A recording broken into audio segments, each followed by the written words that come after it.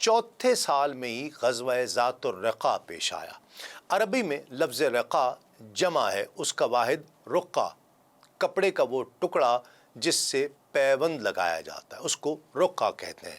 اور اس غزوے کو ذات الرقا کہنے کی متعدد وجوہات علامہ ابن سید الناس نے عیون العصر میں یکجا لکھتی ہیں۔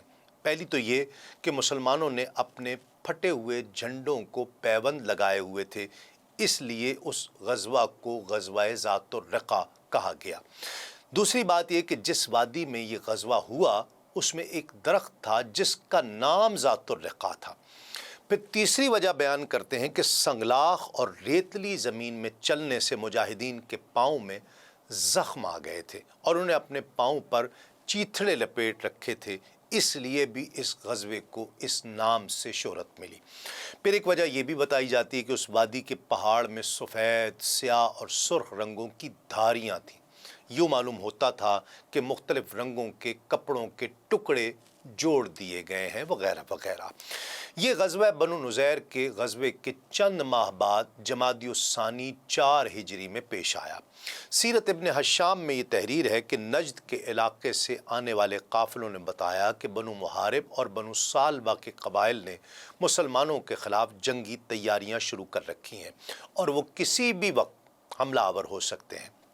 اس لیے عامر بن طفیل، جس نے غداری کر کے 70 جلیل القدر صحابہ کو بڑی بے دردی سے شہید کیا تھا، حالانکہ اس قبیلے کے ایک سردار ابو برا کی دعوت پر وہ محض تبلیغ اسلام کے لیے اس علاقے میں تشریف لے گئے تھے اور ابو برا نے اپنی پناہ دینے کا وعدہ بھی کیا تھا، اس کے باوجود ان کی یہ سفاکانہ حرکت اس بات کی کھلی دلیل تھی کہ ان کے دلوں میں مسلمانوں کا نہ تو کوئی پاس رہا ہے اور نہ کوئی خوف ہے۔ ان کی اس حرکت سے اس سارے علاقے میں مسلمانوں کے وقار کو بڑا دھچکا پہنچا۔ ان کے خلاف اگر بروقت اور مناسب فوجی کارروائی نہ کی جاتی تو اندیشہ تھا کہ آئے روز وہ ایسی حرکتیں کرتے رہیں گے اور نہتے مسلمانوں پر جہاں ان کا بس چلے گا ان کے ساتھ وحشیانہ سلوک کرنے سے باز نہیں آئیں گے۔ ان امور کے سدباب کے لیے سرور عالم صلی اللہ علیہ وآلہ وسلم اپنے 400 مجاہدین کے ہمراہ ان سرکشوں کی گوشمالی کے لیے مدینہ طیبہ سے روانہ ہوئے۔ ان قبائل کو جب حضور نبی کریم صلی اللہ علیہ وآلہ وسلم کی آمد کا علم ہوا تو انہوں نے اپنے نوجوانوں اور ارد گرد بسنے والے قبائل کے لڑاکوں کا ایک جم غفیر جمع کر لیا۔ فریقین نے ایک دوسرے کی عددی قوت کا اندازہ لگایا اور جنگ کا بازار گرم کرنے میں تعامل کو مناسب سمجھا۔ لشکر اسلام نے بھی جنگ شروع کرنے میں پہل نہیں کی۔ ان کی تعداد ان قبائل کی تعداد کے مقابلے میں بہت کم تھی۔ اس کے علاوہ ان کا مرکز مدینہ طیبہ وہاں سے بہت دور تھا، کم وقت میں وہاں سے کمک کا اور ان قبائل نے بھی حملہ کرنا مناسب نہیں سمجھا، کیونکہ مسلمان اگرچہ تعداد میں ان سے کم تھے لیکن ان کی قوت ایمانی کا مشرکین کے پاس کوئی توڑ نہیں تھا۔ چند روز فریقین کے لشکر آمنے سامنے رہے لیکن جنگ کی نوبت ہی نہیں آئی، لہٰذا سرکار دو عالم صلی اللہ علیہ وآلہ وسلم اپنے مجاہد صحابہ کرام سمیت بخیر و عافیت واپس تشریف لے آئے۔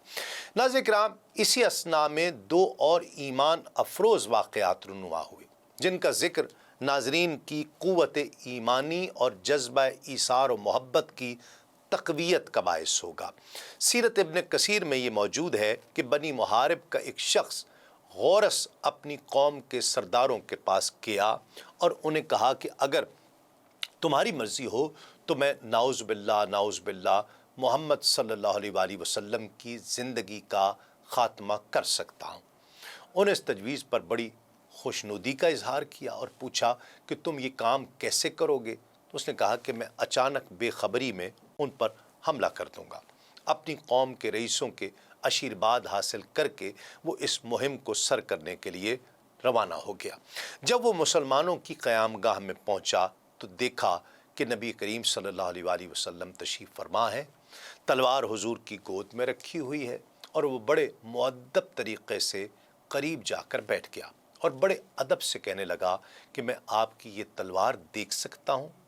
حضور نے فرمایا بڑی خوشی سے دیکھو۔ اس نے تلوار اٹھائی، اسے نیام سے نکالا اور اسے لہرانے لگا۔ دل ہی دل میں حضور پر حملہ کرنے کا ارادہ کیا۔ اسی اثناء میں اس نے پوچھا کہ اے محمد صلی اللہ علیہ وآلہ وسلم، آپ کو مجھ سے ڈر نہیں لگ رہا؟ حضور نے فرمایا ہرگز نہیں، میں تجھ سے قطعاً خائف نہیں۔ اس نے پھر پوچھا کیا اب بھی آپ خوف زدہ نہیں حالانکہ میرے ہاتھ میں ننگی تلوار ہے؟ حضور نبی کریم صلی اللہ علیہ وآلہ وسلم نے بڑے وثوق سے فرمایا کہ بلکہ میرا اللہ مجھے تیرے شر سے بچائے گا۔ حضور نبی کریم صلی اللہ علیہ وآلہ وسلم کے اس تیقن بھرے جواب سے وہ اس قدر مروب ہوا کہ چپکے سے تلوار آپ کے سامنے واپس رکھ دی اور خود چلا گیا۔ یوں اللہ رب العزت نے اپنے حبیب کو ایک اور حملے سے محفوظ فرمایا۔